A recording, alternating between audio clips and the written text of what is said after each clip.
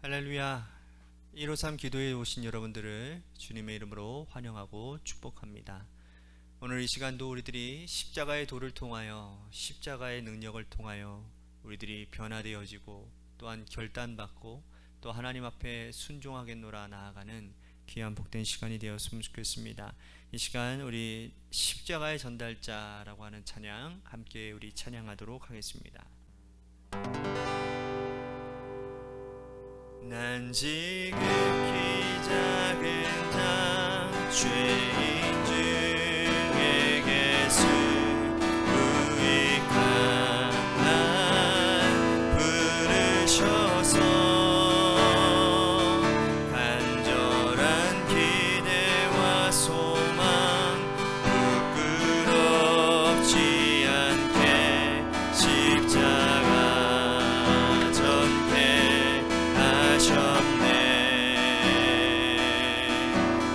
어디든지 가리라 주 위에 서라면 나는 전하리 그 십자가 내 몸에 밴 십자가 그 보혈의 향기 온 세상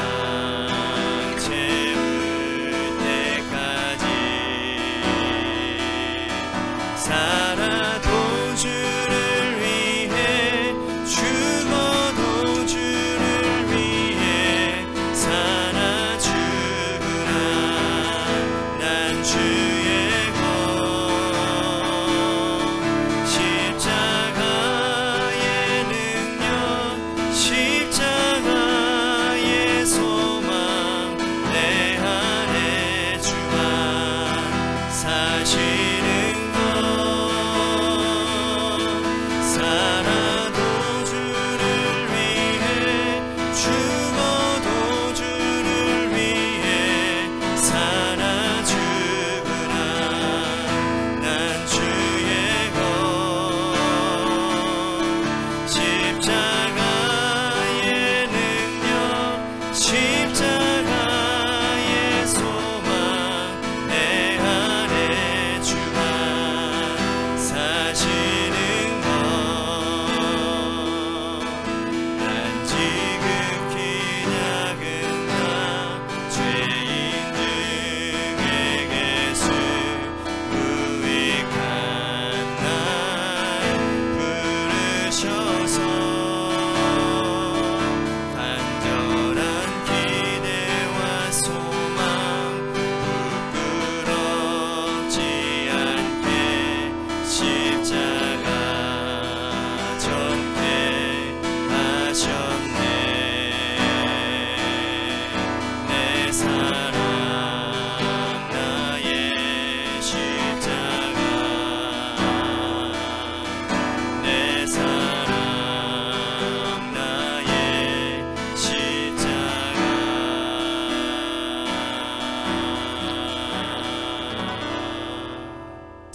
기도하겠습니다. 사랑과 은혜가 풍성하신 주님, 우리가 자랑할 수 있는 것은 하나님 예수님의 이름 또한 십자가밖에 없는 줄로 믿습니다. 날마다 우리들의 몸 가운데서 우리들의 육성 가운데서 예수의 이름만 높여지게 하여 주옵소서. 하나님, 나의 자랑, 나의 과시, 나의 교만이 앞서지는 것이 아니라 오로지 예수님만 드러나는 귀한 하나님 예수님의 사람들이 되도록 우리를 인도하여 주옵소서. 오늘 이 말씀을 통하여 그 은혜를 깨닫기를 간절히 소원하오니 주여 함께하여 주옵소서. 사랑이 많으신 예수님 이름으로 간절히 축복하며 기도하옵나이다. 아멘. 하나님의 말씀 우리 같이 함께 보겠습니다. 오늘 하나님께서 우리들에게 주신 말씀은 고린도 전서입니다. 로마서 어제 말씀 끝났고요. 오늘부터 고린도 전서 말씀을 나누도록 하겠습니다. 고린도 전서 1장 10절부터 18절 말씀까지 우리 같이 한 목소리로 다 함께 봉독하도록 하겠습니다. 앞에 자막이 띄어져 있으니까 우리 같이 한 목소리로 함께 봉독하겠습니다. 시작. 형제들아, 내가 우리 주 예수 그리스도의 이름으로 너희를 권하노니 모두가 같은 말을 하고 너희 가운데 분쟁이 없이 같은 마음과 같은 뜻으로 온전히 합하라. 내 형제들아, 글로에의 지편으로 너희에 대한 말이 내게 들리니 곧 너희 가운데 분쟁이 있다는 것이라. 내가 이것을 말하거니와 너희가 각각 이르되 나는 바울에게, 나는 아볼로에게, 나는 게바에게, 나는 그리스도에게 속한 자라 한다는 것이니 그리스도께서 어찌 나누었느냐? 바울이 너희를 위하여 십자가에 못 박혔으며 바울의 이름으로 너희가 세례를 받았느냐? 나는 그리스보와 가이오 외에는 너희 중에 아무에게도 내가 세례를 베풀지 아니한 것을 감사하노니 이는 아무도 나의 이름으로 세례를 받았다 말하지 못하게 하려 함이라. 내가 또한 스데바나 집 사람에게 세례를 베풀었고 그 외에는 다른 누구에게 세례를 베풀었는지 알지 못하노라. 그리스도께서 나를 보내심은 세례를 베풀게 하려 하심이 아니요 오직 복음을 전하게 하려 하심이로되 말의 지혜로 하지 아니함은 그리스도의 십자가가 헛되지 않게 하려 함이라. 십자가의 도가 멸망하는 자들에게는 미련한 것이요 구원을 받는 우리에게는 하나님의 능력이라. 아멘. 오늘 이 저녁 시간에도 하나님의 은혜를 사모하셔서 이제 나오신 여러분들에게 하나님의 신령한 은혜와 축복이 함께 하시기를 바라겠습니다. 고린도 교회는 사도 바울이 2차 선교 여행 때 개척한 교회입니다. 원래 바울은 2차 선교 여행을 고린도가 있는 유럽으로 가려고 하지 않았고요, 소아시아 중심 도시였던 에베소로 가서 복음을 전하려고 했습니다. 하지만 성령께서 강권적으로 인도하셔서 에베소를 막으시고 유럽으로 건너가게 하시죠. 그래서 바울은 성령에게 순종해서 유럽으로 건너가 이 마게도니아 지방을 복음을 전하기 위해 열심히 선포하고 돌아다녔습니다. 그리고 남쪽으로 내려와 아가야 지방을 전도하다가 고린도까지 이르게 된 것이죠. 바울은 고린도에서 일생의 동역자를 만나게 되었는데 어제 말씀 기억나시나요? 고린도에서 처음 만났던 두 일꾼 브리스길라와 아굴라, 이 두 부부를 만나게 됩니다. 그는 그곳에서 복음 전도의 드림팀을 형성하게 되지요. 바울과 실라, 디모데에다가 브리스길라와 아굴라가 함께 만나서 힘을 합하여 동역하게 됨으로써 이 복음 전파가 놀라운 역사와 폭발력을 가지게 됩니다. 바울은 그곳에서 복음 전파의 진수를 경험하고 맛보게 되었고 이례적으로 고린도에서 1년 6개월 동안 머뭅니다. 바울은요, 그곳에서 1년 6개월 동안 머물면서 복음 전파의 깊은 맛과 아름다움을 경험하고 고린도 교회가 날로 흥황하고 부흥하는 것을 경험하게 됩니다. 바울은 고린도에서 2차 선교 여행을 마무리하고 3차 선교 여행을 위해서 안디옥에 가서 복음을 다 전파한 것을 선교 보고하기로 결정했습니다.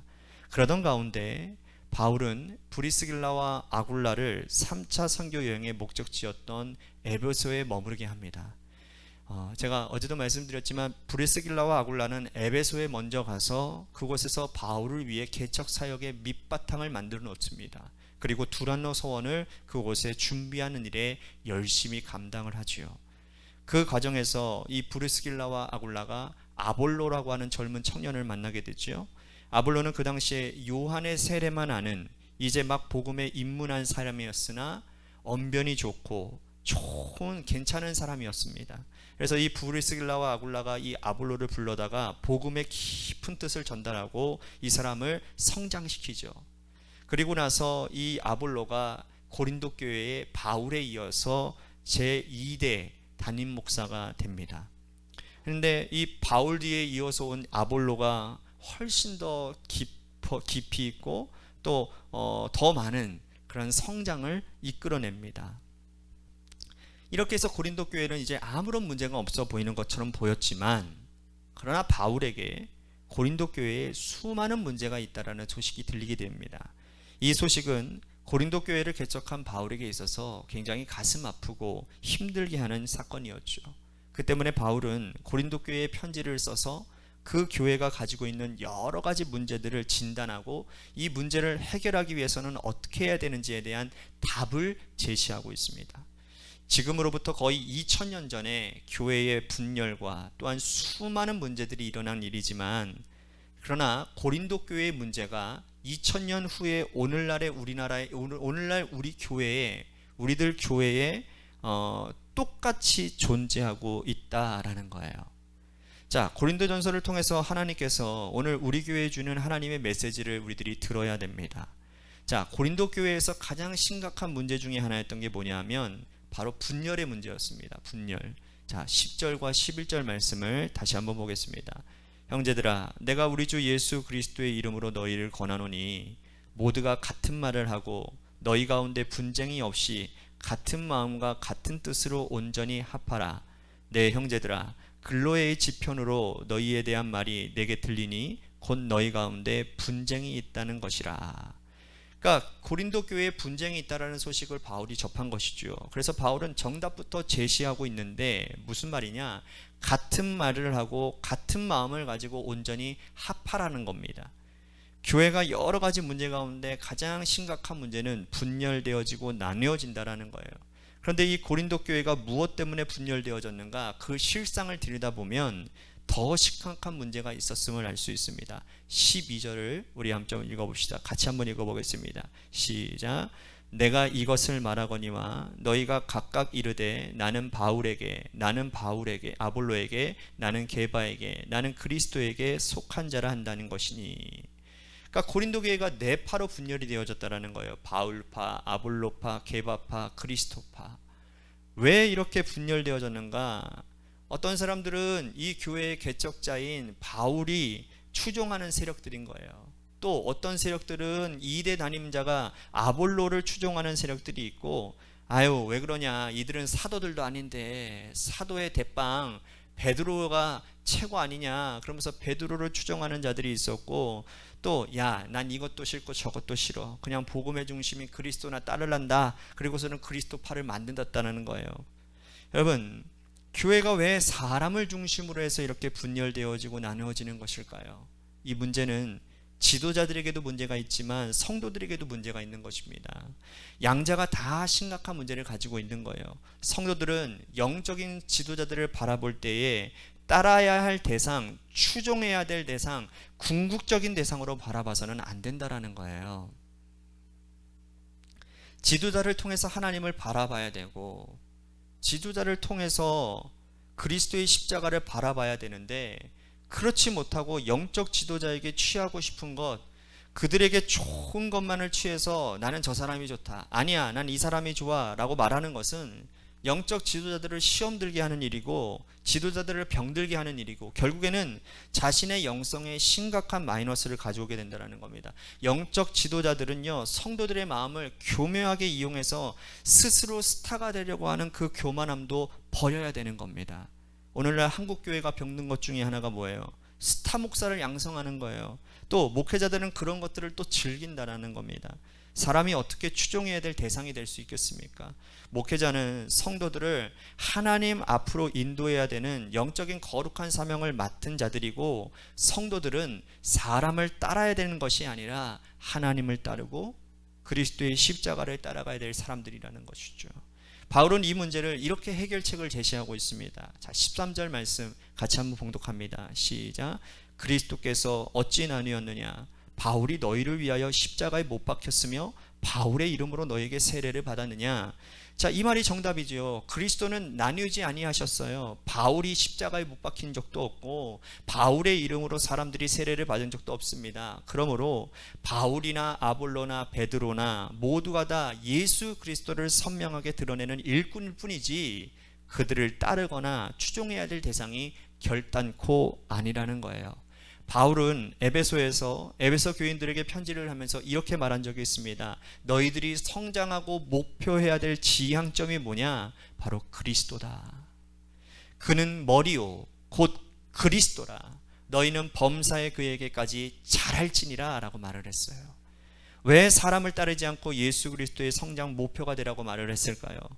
여러분, 우리가 평생 동안 믿음 생활, 평생 동안 신앙 생활 해도요, 우리는 예수 그리스도의 발 뒤꿈치 따라가지 못할 것인데, 바울은 왜 성도들에게 지향점을 예수 그리스도로 정했냐라는 것이죠. 여러분, 그거 아십니까? 사람을 목표로 하고 따르면 그 사람이 넘어지면 같이 따라간 사람도 넘어지게 되기 때문입니다.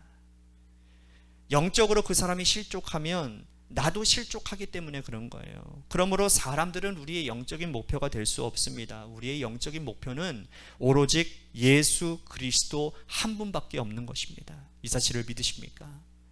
오늘 이 시점에서 오늘 우리 자신들을 한번 돌아봐야 됩니다. 나는 누구를 따르고 있는가? 나를 잘 인도하는 영적인 지도자, 목회자를 따르고 있는가? 그렇지 않으면 성도들 중에 믿음 좋은 그러한 모범되는 사람들을 따르고 있는가? 여러분, 사람을 따르지 마시고 그 사람 너머에 계시는 예수 그리스도를 바라보고 우리 주님을 따라가는 믿음의 백성들이 되실 수 있게 되기를 주님의 이름으로 축복하겠습니다. 우리가 십자가의 능력 그 한 가지만 붙들고 살아갈 때 교회도 하나가 되고 우리의 믿음도 분열되어지지 않고 나뉘어지지 않고 하나가 될 수 있다는 사실을 기억하시기를 바랍니다. 십자가의 능력 한 가지만 우리들이 붙들고 그 능력을 통해 우리들이 온전히 새롭게 되어지기를 꿈꾸고 소망하는 그러한 바람을 가지고 오늘 이 시간 기도의 자리로 나아갔으면 좋겠습니다. 또 한 가지, 우리 교회를 위해서 간절히 기도합시다. 하나님, 오늘 말씀처럼 예수 그리스도가 머리 되신 그 주님의 교회가 복음으로 하나 되게 하여 주옵소서. 예수 그리스도 중심으로 교회가 세워지게 하여 주시옵소서. 담임 목사 또한 우리 장로님들, 권사님들, 집사님들이 정말 예수님 한 분 바라보고 예수님처럼 주님의 교회를 세워가고 섬기는 헌신하는 그러한 교회가 되게 해달라고 우리 같이 기도했으면 좋겠습니다. 마지막으로 여러분들의 삶의 자리와 여러분들의 자녀들을 위해서 기도하시다가 돌아가시기를 바랍니다. 우리 같이 하나님 앞에 기도하며 나아가도록 하겠습니다. 기도하시겠습니다.